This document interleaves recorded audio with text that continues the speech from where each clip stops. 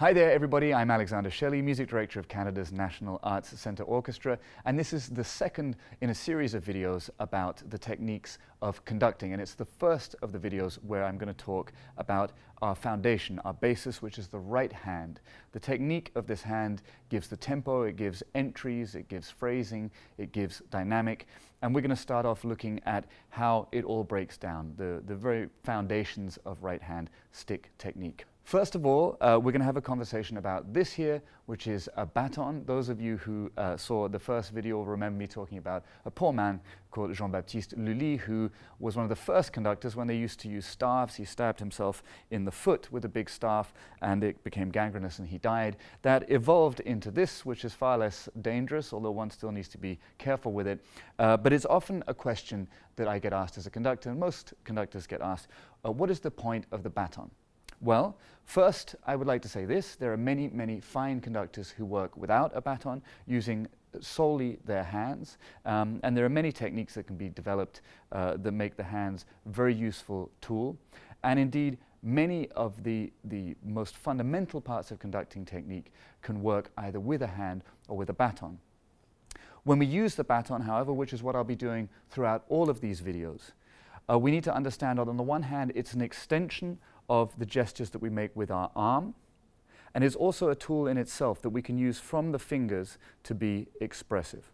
But first and foremost, it's a focal point for musicians right here at the tip of the baton to understand the color, the dynamic, the tempo, the expression of what it is that you're trying to indicate. And if we use it correctly, the baton offers us an almost unending palette of different ways to express ourselves as conductors. Right, let's start off with the basics.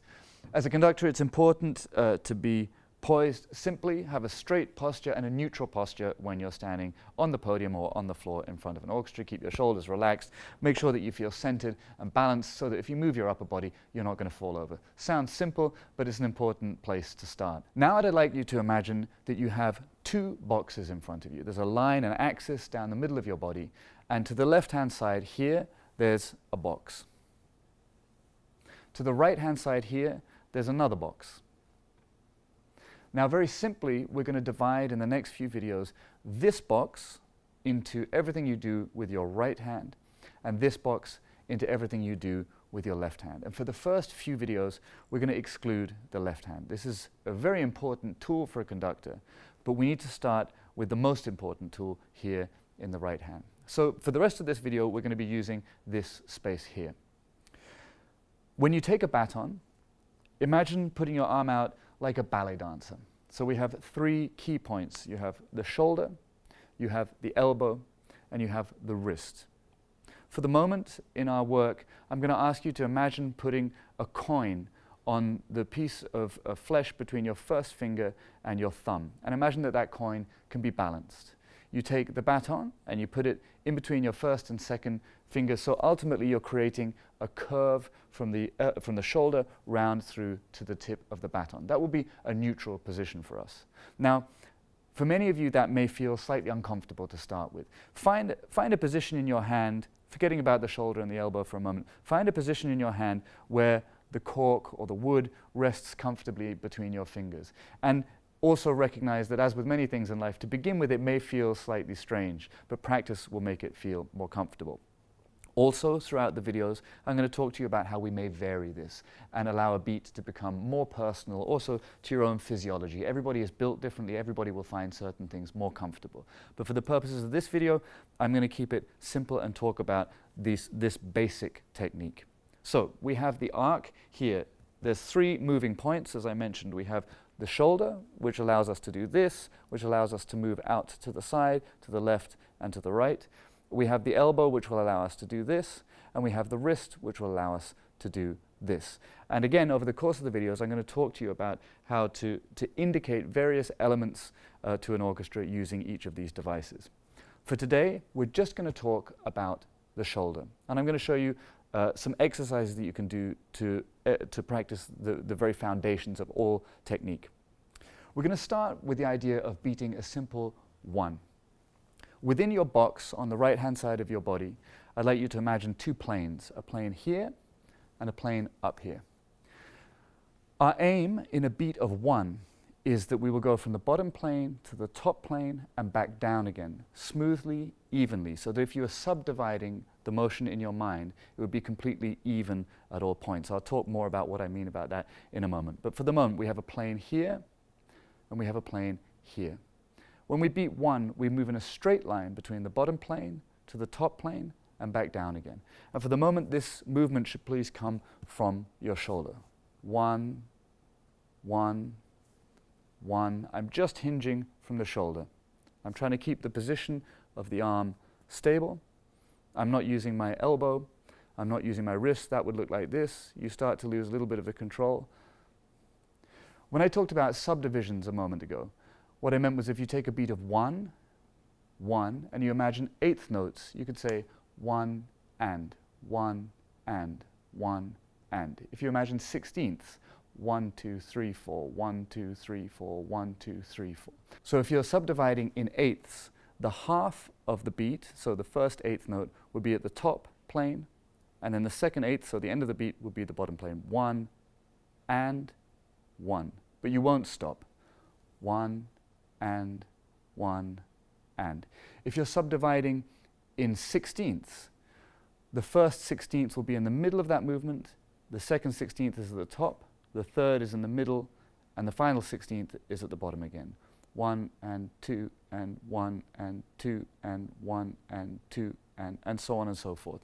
So what we're practicing here is having real control through the beat. I'm going to subdivide for you in sixteenths and speed up and slow down and show you what I mean if you watch my baton.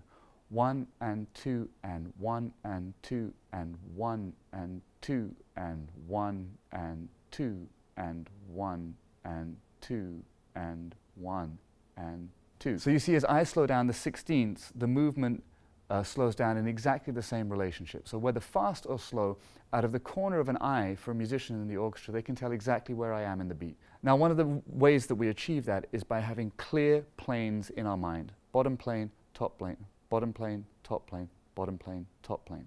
In later videos, I'm going to talk more about how to indicate dynamics. But already here, I'd like you to get used to the idea that the higher the upper plane is, the louder the dynamic you're going to be indicating. The lower the upper plane, the softer the dynamic. Let me give an example. Forte could look like this, and 1, 1, 1. If I move the upper plane down right to the bottom, it'll look like it's soft. 1. And that's simply the amplitude of the beat. So just remember that when we get into later videos. The one beat is fundamental to all the other beats that we're going to talk about in this video. Why? Well, because that clear and controlled movement up and down will always be an indicator for musicians that the last beat of the bar is happening. Let me explain what I mean. In 4/4, we have this pattern, 2, 3, 4. In 3/4, we have 1, 2, 3. In 2/4, we have 1, 2. In all the other beating patterns, that final beat is up and down. So the more consciously you're able to control this movement, and the better you're able to control it, the more clearly you'll be able to control the end of every bar. Now remember that that one beat will be the last beat of every other pattern we look at. So, how do you beat 2? How do you beat 3? How do you beat 4? Let's just talk about the simple coordinates. Within our box here, we're going to imagine an axis down the middle that divides it. That will be R1. Over here, we have another point. Over here, we have another point. In 2, which is the next pattern we're going to look at, we go 1, 2, 1, 2. So we're always returning to this central axis, and the speed of the baton is identical between the movement upwards and the movement sideways. 1, 2, 1, 2. You'll notice in the 2 beat that both the first and the second beat occur at exactly the same point on these axes. What differentiates between the first and second beat is the movement either up or sideways. So the first beat always goes clearly to the side, the second beat always goes clearly up and down. Remember, the second beat is the last beat of the bar, and that's that one movement that we practice. So 1 to the side, 2 back, 1 to the side, 2 back. Now, Later we'll talk about how to have even more clarity in these beats using the wrist and the arm.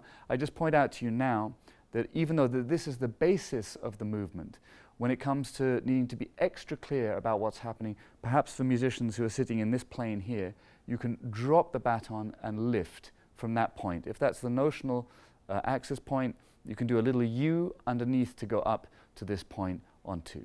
Anyway, we'll talk about that more later. Our basis is 1, 2, 1, 2. When we're talking about a 3 pattern, the points are exactly the same. Let me show you what it looks like. 1, 2, 3. 1, 2, 3. Now what you'll immediately notice is that actually the movement is the same as a 2. 1, 2, 1, 2, except that this journey from points A to B is half the speed. 1, 2, 3. 1, 2, 3. I'll go back to 2. 1, 2. 1, 2. 1, 2, 3. 1, 2, 3. Let's look at the pattern for 4. We add a new point. It's the one over here. And we're going to move 1 to the left, 2, then all the way over to the third point, 3, and then back up again, 4. 1, 2, 3, 4. 1, 2, 3, 4. Again, you'll notice for the 3 pattern and the 4 pattern, there's this clear up and down gesture on the final beat. So to recap, we have 1, 1, 1, 1, 2, 1, 2, and then in 3, 1, 2, 3, 1, 2, 3, and then in 4, 2, 3, 4. What I'd ask you to do before you watch the next video is to try and mimic some of these patterns that I'm indicating to you, to notice that I'm keeping the speed of the baton between the points very consistent. That of course means that if you're doing the 2, 1, 2, that movement back and forth is double the speed in one beat to when you're in 3. So in 2 it's 1 and, in 3 it's 1, 2, 3. Elements like that is very important to control at this stage where we're practicing the beat. If you want to be really nerdy about it, you can also get a metronome and put it on.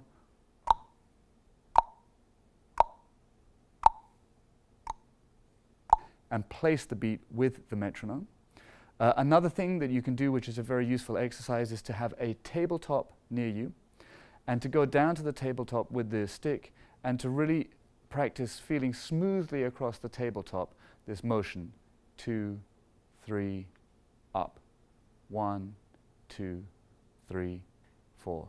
And for those of you that are extremely nerdy, you can do both at once. You can put a metronome on the table and then use the table as this plane so that your body gets used to balancing that out. Our aim at the end of all of these videos and all the work we're going to do on conducting technique is that you do internalize it, because first and foremost, when it gets to the first rehearsal, a conductor needs to be freed of anything to do with themselves and needs to be listening to what's happening in the orchestra.